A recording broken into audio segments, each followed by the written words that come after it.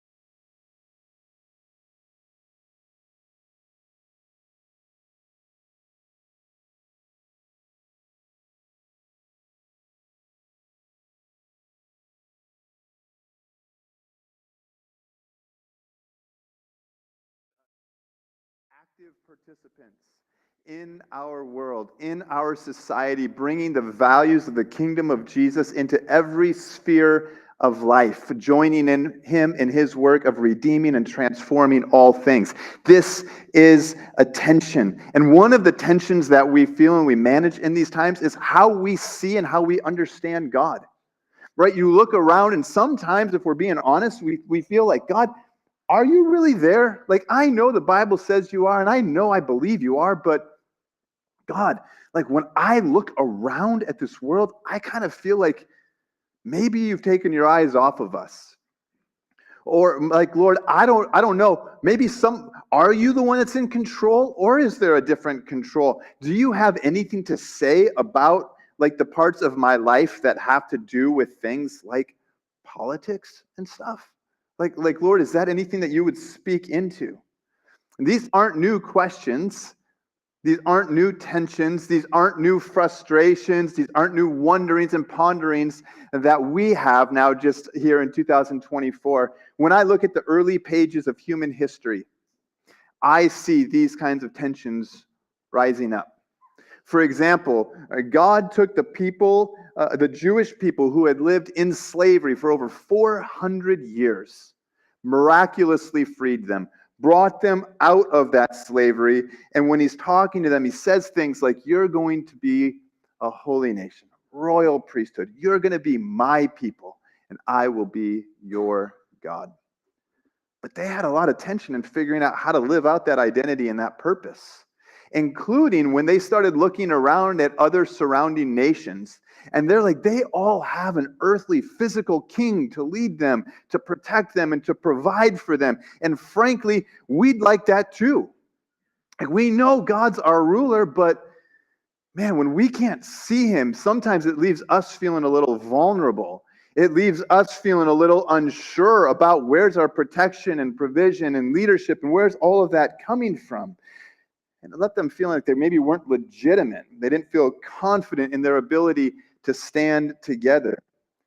And then, to make matters worse, when they looked at their leader, Samuel, at the time, they're like, well, Samuel, we look at you, but we look at your kids, and we see that your kids have rebelled against God, and so they're not going to be ones who are going to be able to pick up the mantle, and so the future seems uncertain. So what did they do in this tension? 1 Samuel 8 tells us, it says, then all the elders of Israel gathered together and came to Samuel at Ramah. And they said to him, behold, you've grown old, and your sons don't walk in your ways. Now appoint us a king to judge us like all the nations. But the matter was displeasing in the sight of Samuel when they said, give us a king to judge us. So Samuel prayed to the Lord. And the Lord said to Samuel, listen to the voice of the people regarding all that they say to you, because they haven't rejected you, but they've rejected me from being king over them. Like all the deeds which they have done since the day that I brought them up from Egypt, even to this day, in that they have abandoned me, and they've served other gods. So they are doing to you as well. Now then, listen to their voice. However, you shall warn them strongly and tell them of the practice of the king who will reign over them. You notice the request, give us a king like all the other nations have. We want to be like them. What are they doing? They're taking their cues from their circumstances. They're looking around and they're allowing their circumstances to dictate how they want to move forward into the future. Not only that, they're taking their cues from the surrounding nations. Remember, God had called them to be his people, to be separate, to live separately, and to follow him uniquely. So is this a vote of no confidence against Samuel? No, God says this isn't a vote of no confidence against you, Samuel. This is a vote of no confidence against me. It's me that they have rejected in this request. It's me that they have abandoned. We tend to place hopes and expectations upon people that only God can carry. We place these hopes and expectations upon people that only God can carry. And frankly, I hear that a lot from all people, but I hear it plenty from Christians. The way that we talk, even in this political season, as if like all of the future hangs in the balance of the way things turn out on November 6th or 7th or whenever it all ends up getting wrapped up. We act like it all hangs there, as if God is actually not involved in it at all. And I understand, and I get that there's consequences, and I get there's real, like it's reality. I get that. But what I want us to hear today is that God stands in authority over every ruler and over every government. And that can bring peace to us no matter what the circumstances are. It can bring courage to us when we're under pressure. It can give courage to us to help us to continue to engage in society, representing Him as our ultimate authority. We reject God when our hopes or our fears are based on human circumstances and human leaders, and we forget that God stands above them all. But you might say, well, it kind of makes sense for the people of Israel. I mean, think about it. They don't have an actual physical king there, and they're looking around, they're seeing everybody, and I kind of get what they're feeling, which I think raises some questions that we probably need to reflect on in this particular season. So here's a couple of questions I just want us to start thinking about, and I want to encourage you to be processing even after we're done here this morning. In what ways do I reflect that God's sovereign leadership over all things is not enough? In what ways do I reflect that? Like, God, I know you're there, but functionally I'm acting as if you're not. It's not enough. I need someone or something else. In what ways do I place hope in a political candidate or political party that supersedes my hope and allegiance to God? Are there ways that you are just banking, if only this person wins, then everything's going to be all right? And if they don't, then maybe God actually isn't still in charge. In what ways am I more motivated by what I see when I look out at either other circumstances or I look out at other nations or global events than I am by the word and the promises of God? Some questions to reflect on. But notice, God did give the people what they wanted. And then He warned them. He's like, let them know what it's going to be like when they're ruled by this other king. The truth is that being ruled by any human authority is going to be far less than being ruled by God. He's like, instead of ruling with perfect justice, there won't be perfect justice. Instead of a ruler that is motivated by and empowered by bringing good to all people, now there'll be things like corruption, selfish motives, and really even with the best of intentions, still somebody that leads in a far inferior way to God, who isn't limited. He has all the power, all the knowledge. His heart is bent toward people who call out to Him. He is full of justice. And He's like, so you just understand, when you follow any human authority and you place them as if they are me, you just need to understand they will never be able to lead you perfectly like I can. And what God's inviting us into, I believe, today and in this word and in this season is to remember that no matter who is leading our country, ultimately, He is the one who stands in authority over it all. And He is the one that we can place our lives in submission to, who can lead us perfectly, unlike anyone else. He is the only one who is worthy of that kind of devotion from us. The truth is, throughout biblical and Christian history even, there were times when Christians were happy or happier with the different leaders and government structures and systems than at other times in history. And to make matters more complicated, there have been times in both biblical and Christian history when there were people who were leading, were claiming to represent God, but still leading with corruption and oppression and selfish motives. And there have been times, and there are currently times, when Christianity thrived and spread more authentically and pervasively underneath leaders who were opposed to Christianity. Like, did you know, for example, that right now Christianity is spreading the fastest in the country of Iran, where there's extreme persecution for those who follow Jesus? As I said last week, I'm not saying, hey, let's have persecution, bring it on. But I'm saying sometimes I think, even without even realizing it, we assume that the right person in leadership means that Christianity flourishes in a way that's not always true, and not always acknowledging that God stands above all. And actually, throughout history, we've seen the faithfulness of his presence spread even under some really horrific governments. How does that fit with your view of God?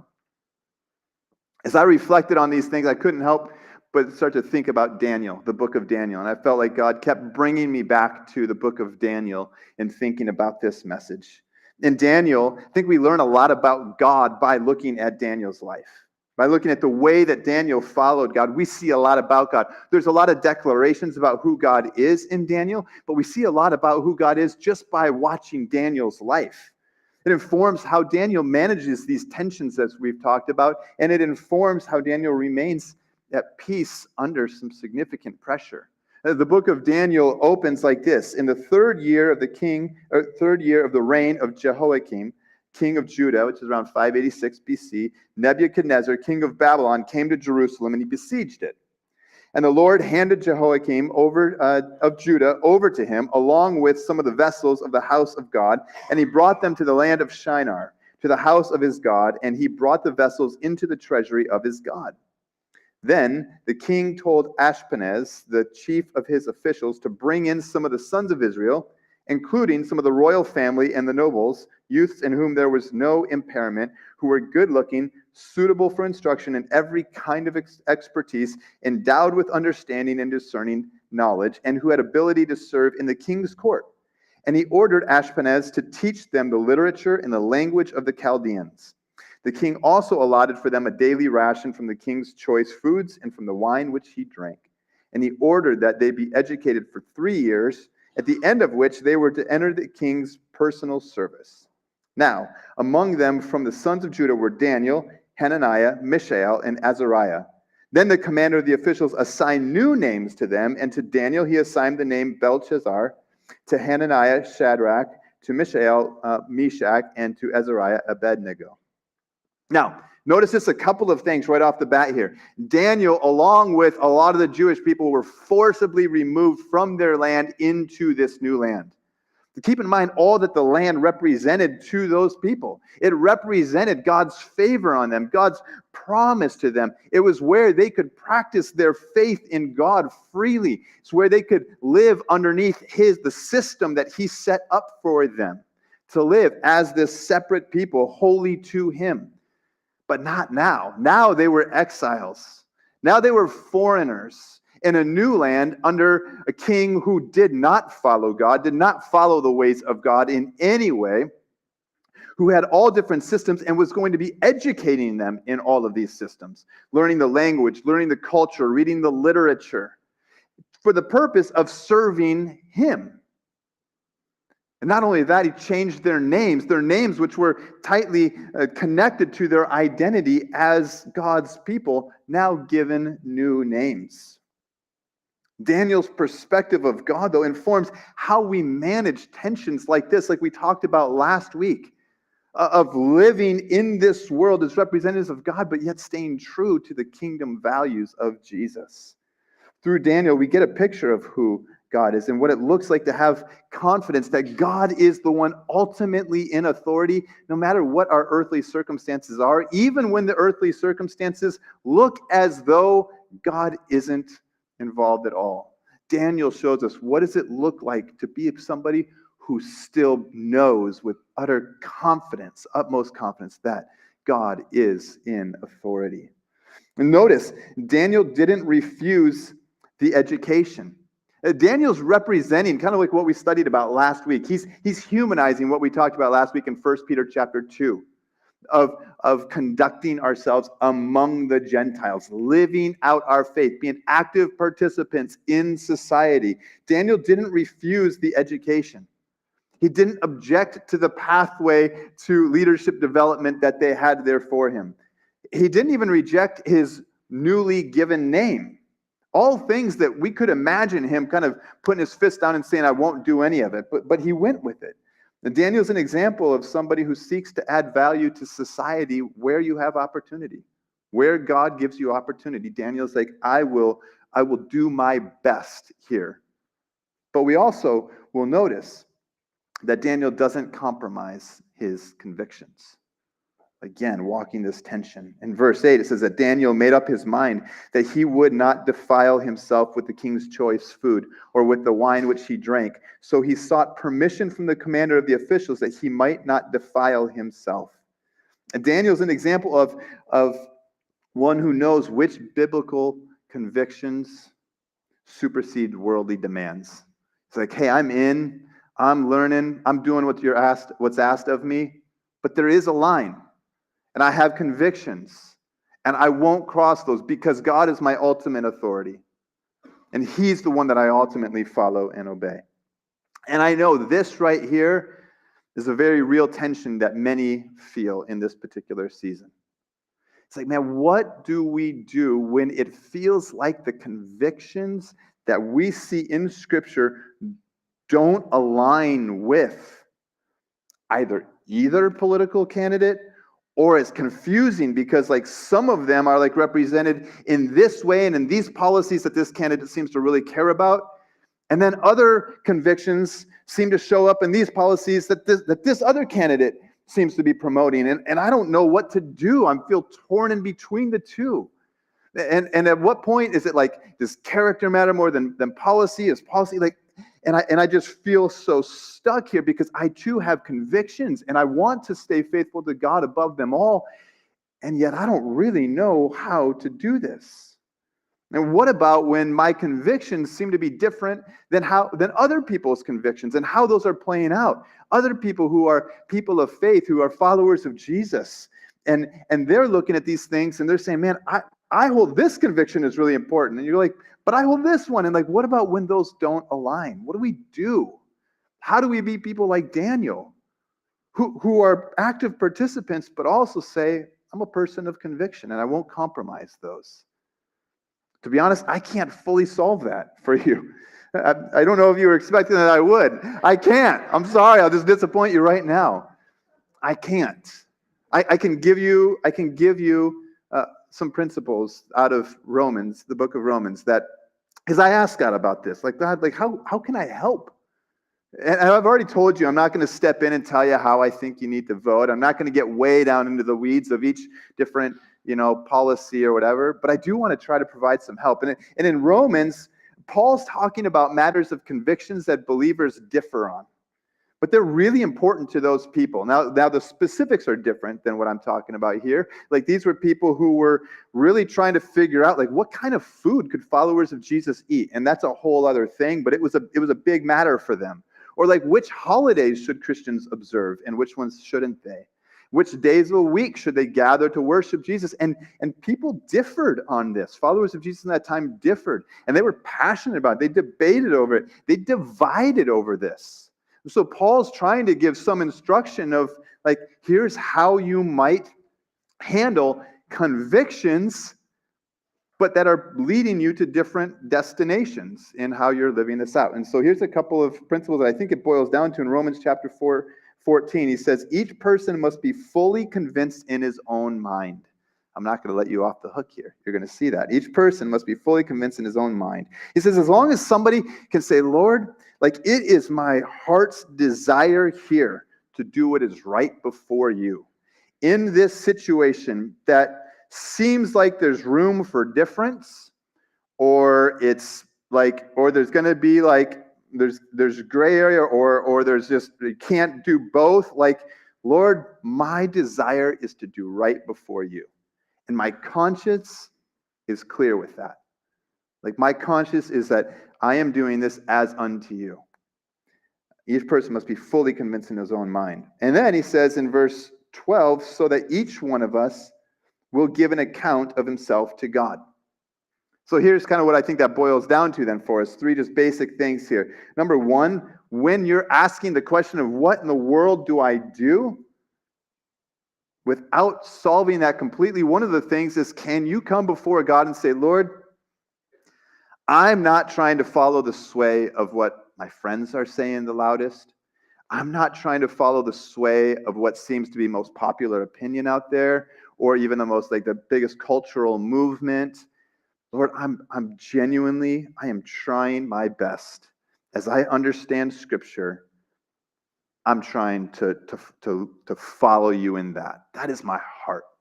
And I get it, Lord, that maybe I'm wrong in this. But my heart, Lord, that is my desire.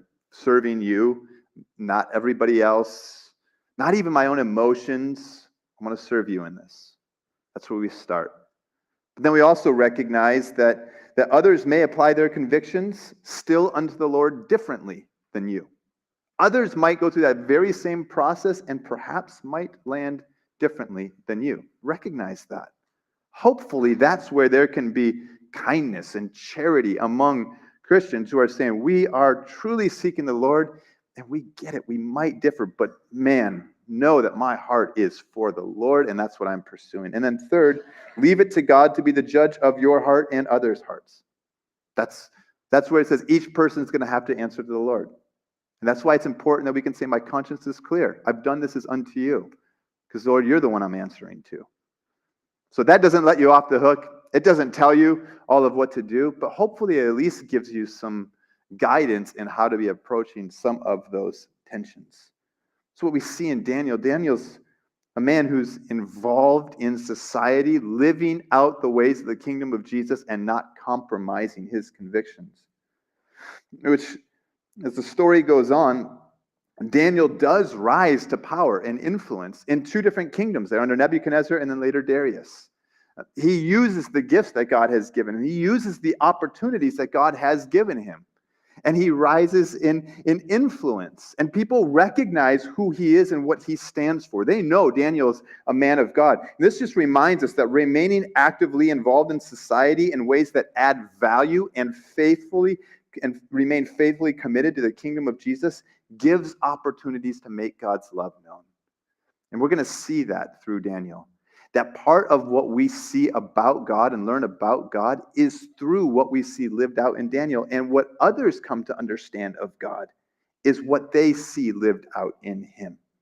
Daniel's a man of deep character.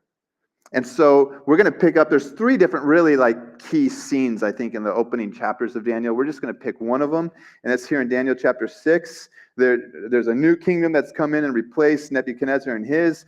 King Darius or Darius, depending on how you want to say it, he decided to appoint 120 satraps over the kingdom, stationed throughout the realm, and over them 3 administrators, including Daniel. So Daniel's way up in the government there. These satraps would be accountable to them so that the king would not be defrauded. Daniel distinguished himself above the administrators and satraps because he had an extraordinary spirit. So the king planned to set him over the whole realm.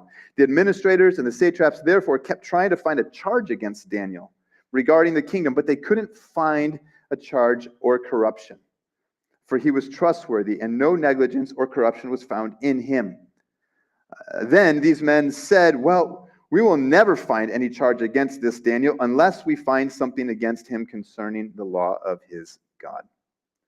Daniel's perspective of God, it doesn't only inform how he engages in society, but it informs how we remain at peace under pressure.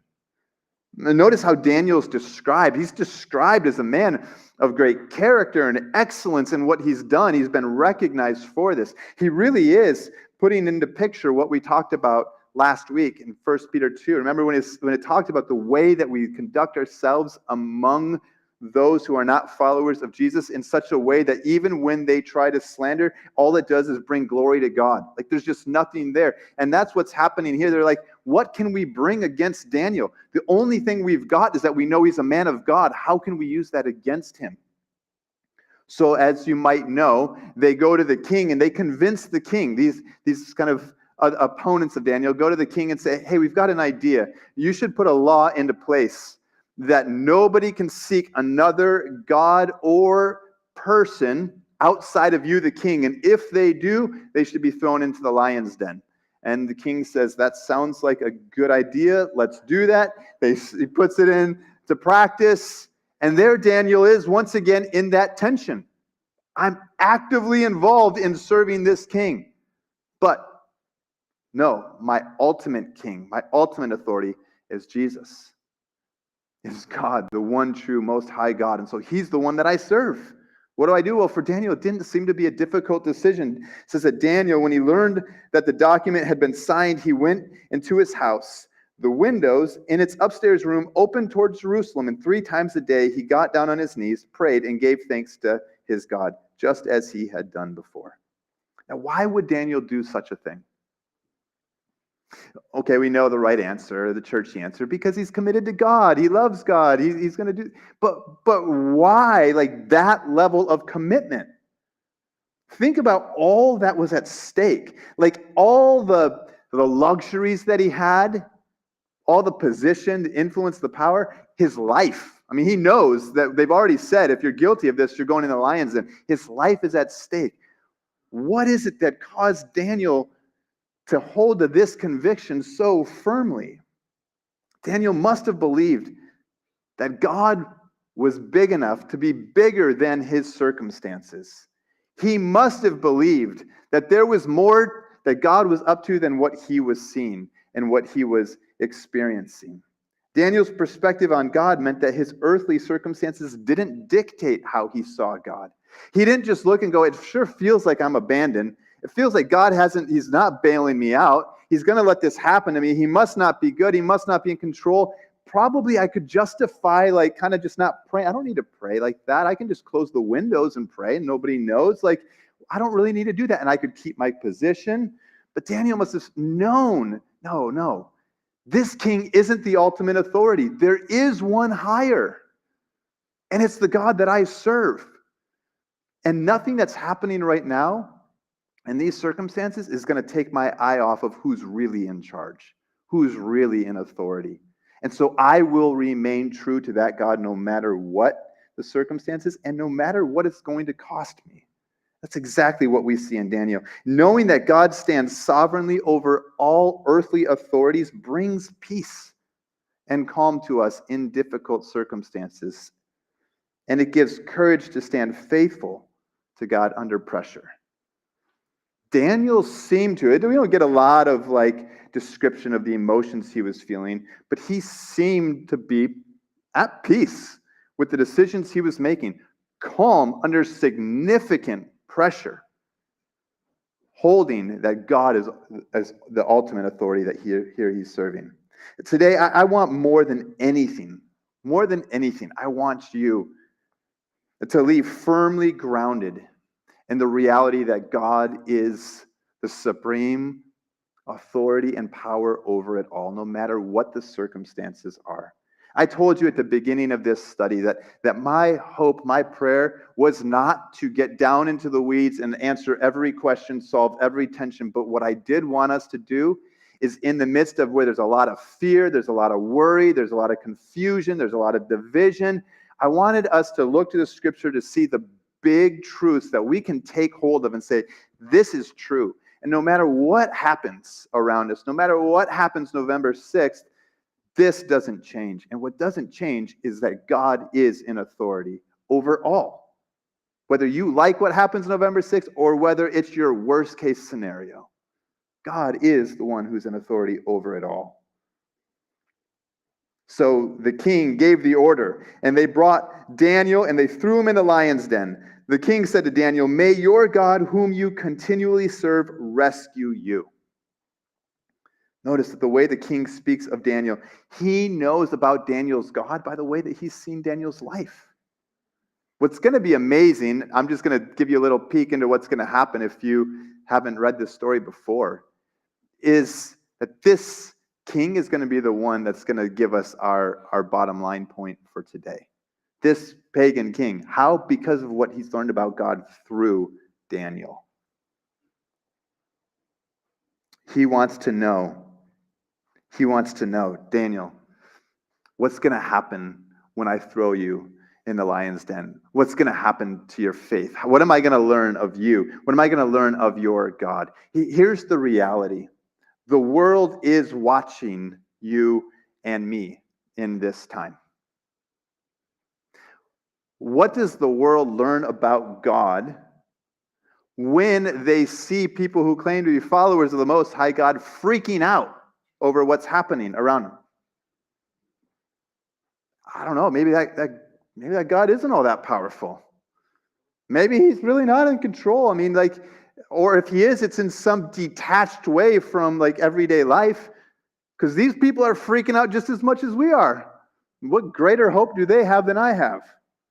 Or flip it on the other way, if they see you just celebrating as if, finally, this is exactly what I was hoping would happen. Sigh of relief, all is good.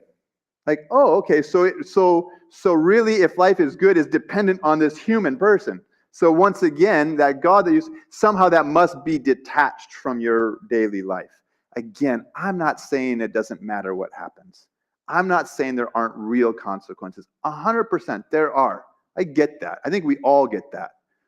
I'm saying, like, is there a greater perspective that we can have? The world is watching, like King Darius was watching Daniel. The world is watching. What are they going to learn of where your hope is at based on how we walk through this upcoming season?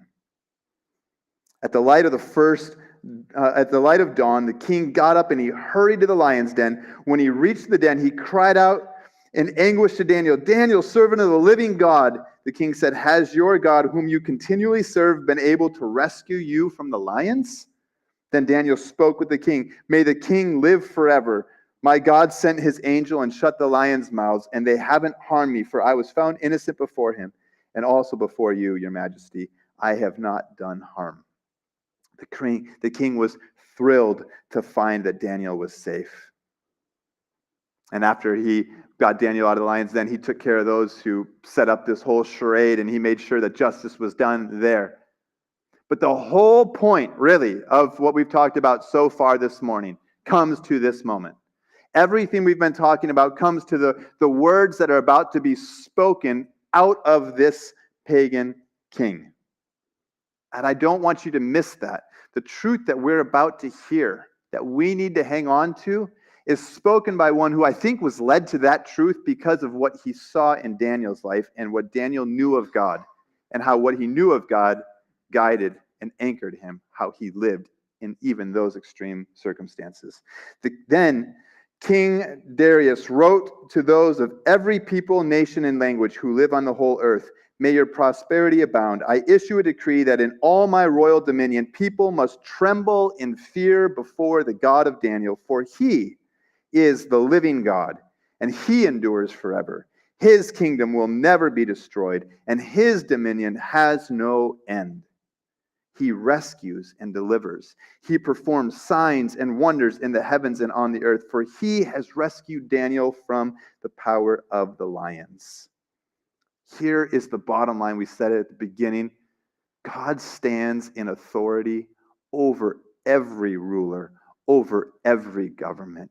This guy, who was the big top leader, came to realize that. He came to understand who God was by what he saw in Daniel. Daniel's life was a testimony.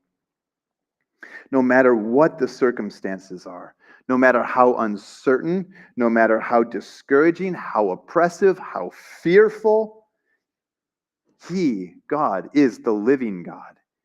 His kingdom is the one that has no end. His dominion is the one that goes forever. He sits in authority above it all.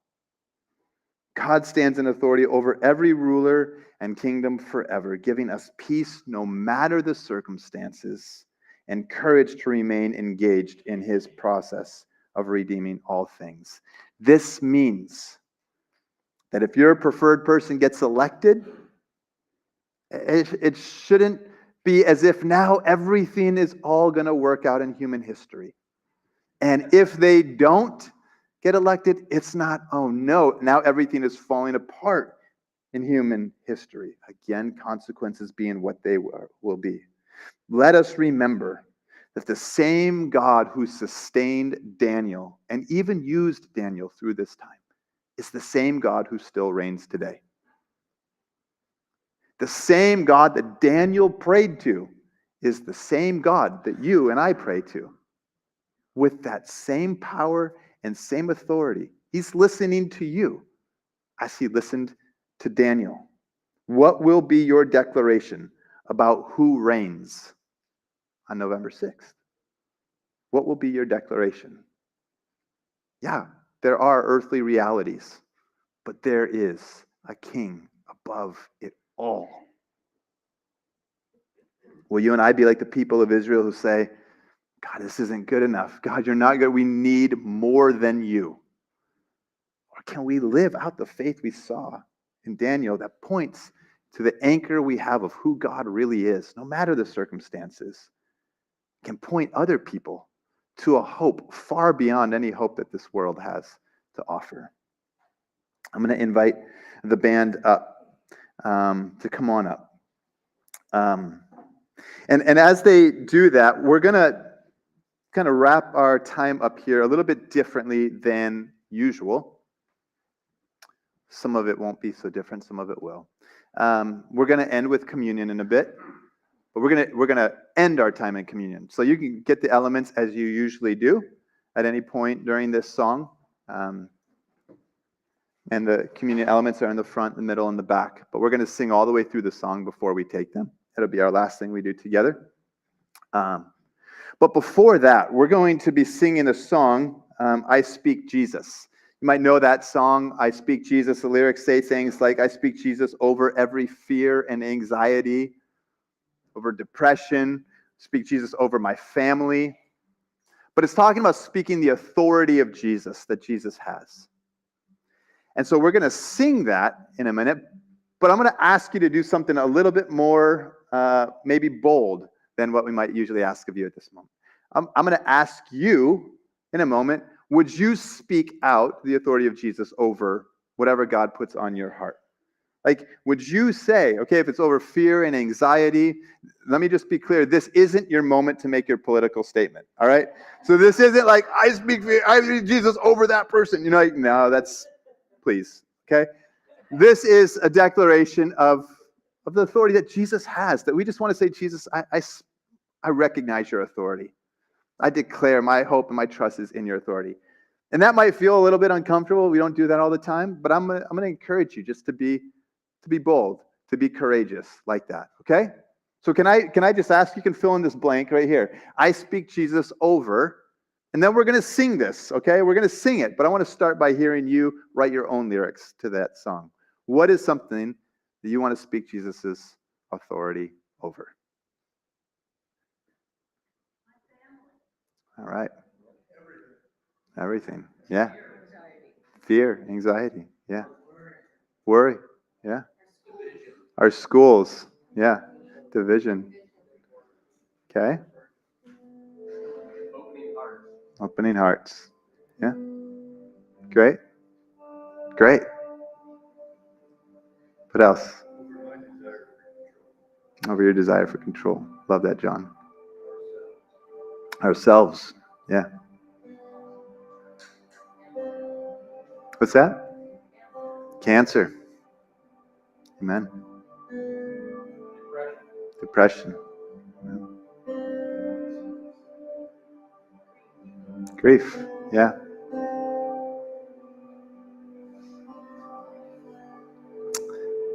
As we sing these lyrics, let's remember we sing them. These are real. These are true.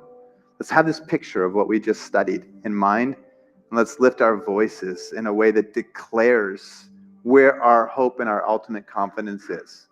The authority and the power of Jesus, the one whose kingdom is forever, who has no end, who stands above it all. All right?